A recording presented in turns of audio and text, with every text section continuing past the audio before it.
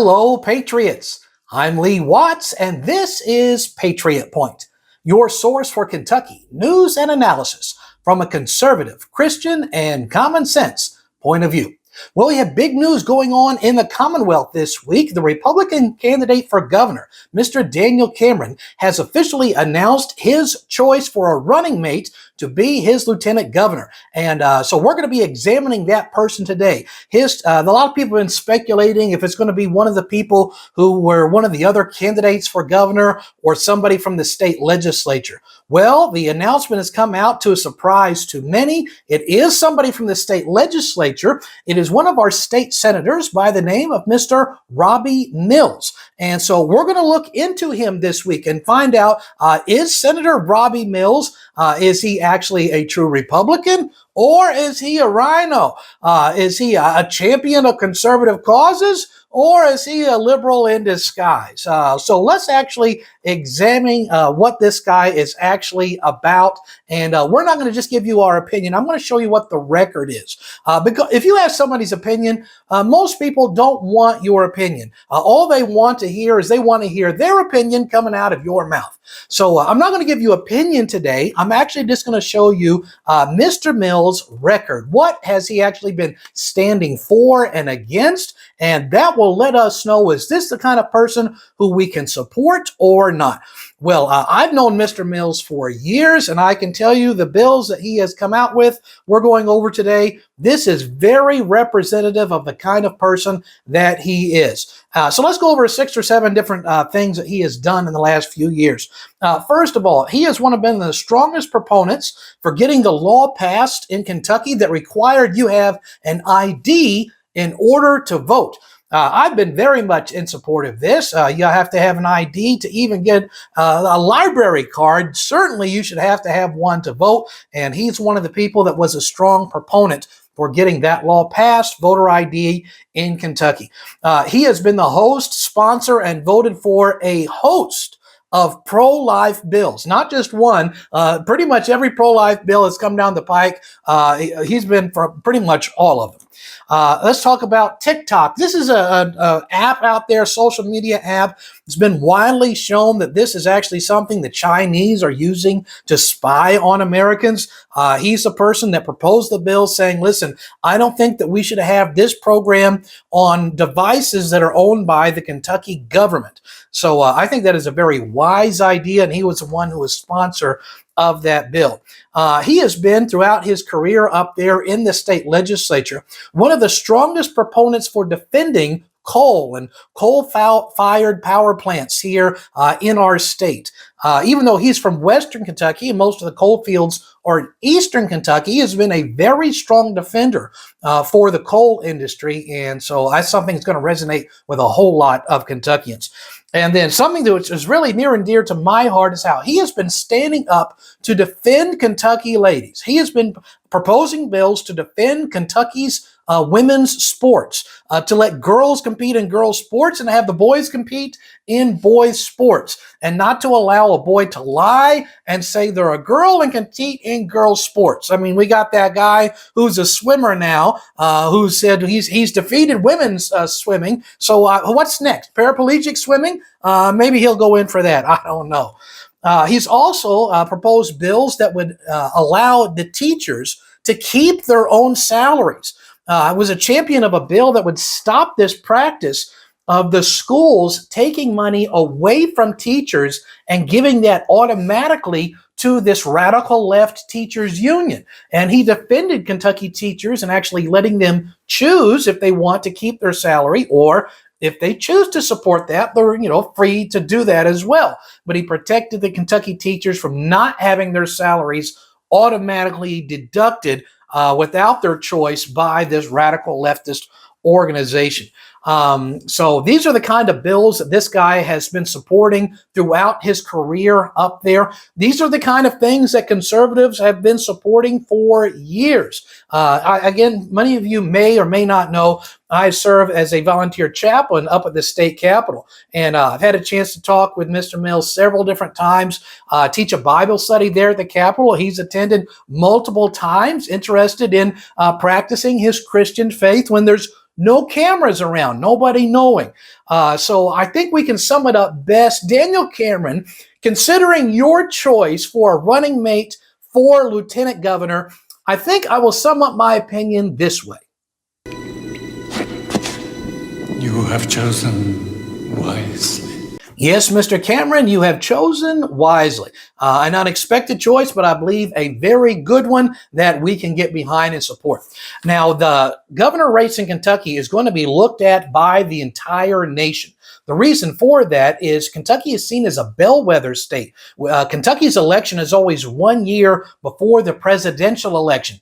And traditionally, whichever way Kentucky goes, conservative or liberal, the nation winds up doing the exact same thing the next year. And this has been very consistent for a number of years. So if Kentucky elects Daniel Cameron and Robbie Mills, then chances are they're going to elect a Republican to be president. So this is expected to be the single most expensive gubernatorial race in the nation this year. It might wind up being the most expensive one in history. We'll have to see about that.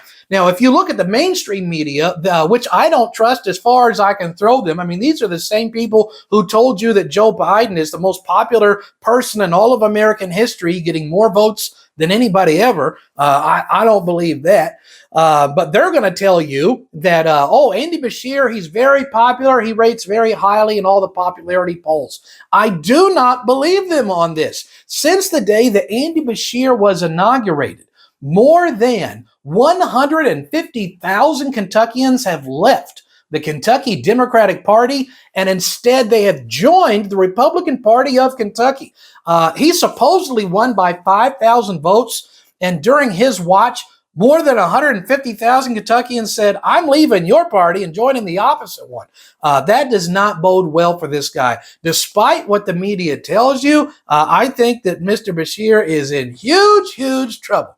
So let's go out there and make sure we get a Republican out there. If you've never registered to vote, make sure you register. If you've moved or had a name change, make sure you re-register. And you need to register a minimum of 30 days before the election. Let's make sure that every vote counts. And let's get a Republican in there so every vote counts only once. So that's what's going on with the governor election and the lieutenant governor running mate choice. But I want to give you two updates on things we talked about the last few weeks. Very important. First of all, on Senate Bill 150, this is the bill that protects children from this radicalized sexual transgender agenda that has to do with injections and surgeries and indoctrinations and all this. Kentucky passed a law to protect Kentucky kids from this. Well, last week I had mentioned a judge had put an injunction on that, had stopped this law from taking place. However, I'm happy to report an update to you. This injunction has been lifted. So this law is now in complete full force protecting Kentucky kids from this radical transgender sexualization agenda. So that's wonderful. Now, this law, however, is still in the courts being fought, and it is on its way to the United States Supreme Court. Several other states wrote similar laws, because the transgender crowd trying to sexualize all these kids, they're not just doing it in Kentucky, they're doing it nationwide. So state legislatures around the country had to put laws in place to protect kids from this. Well, these are all on their way to the Supreme Court. One of them will be chosen to be the example case. Personally, I hope it's Kentucky's law which is chosen. The legislature wrote this very carefully, selecting their words and how they were going to implement it. And I believe it will stand up to a scrutiny of the Supreme Court. And I actually hope ours is the one that is chosen. I will keep you updated on the status of this as things develop. I want to give you one more update, and this has to do with something we covered a few weeks ago called Certificate of Need. Certificate of Need says if you want to open up a ambulance center or a burn center, some kind of medical a place like this, you have to get permission from the state in order to open that kind of business. This is what's called Certificate of Need. You have to prove there's a need for this before you're allowed to do it. Seems to me that the public business owner, if he's going to open up a business, they're the one taking the risk for it, that they shouldn't have to prove there's a need for this. This came from a group of hospitals that had monopolies, and they don't want any competition for any other hospitals or ambulance services or any other kinds of care centers like that. They want to keep their monopolies. However, there's a chance to get rid of this law. The Kentucky State Legislature has formed a special task force to look into this. And right now, the crowd's saying, oh yeah, let the hospitals keep their monopoly. They are testifying, they're pushing their money, their agenda. We need the people to speak back. This special task force has opened up a chance and have specifically invited public comment on this topic. So here is your opportunity, Patriots. Make sure that you contact them and spread word so others will do this. This is the email that the Kentucky State Legislature has set up to receive public comment on getting rid of Certificate of Need. Got the address here at the bottom of the screen. Make sure you email and say, hey, let's get rid of this thing.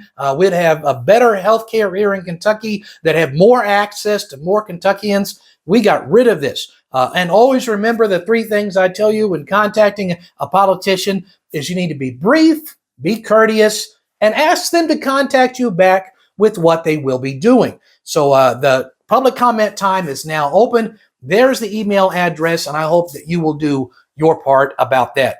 But I want to sign off this week by giving a special announcement. Some of you may not realize this, but I serve as the volunteer chaplain to the Kentucky State Capitol. And I also go around the state preaching at different churches. Every week, I'm probably in 1, 2, sometimes 3 or 4 different churches holding special meetings. This week, I wanted to start putting these on the air and inviting you if you're able to come.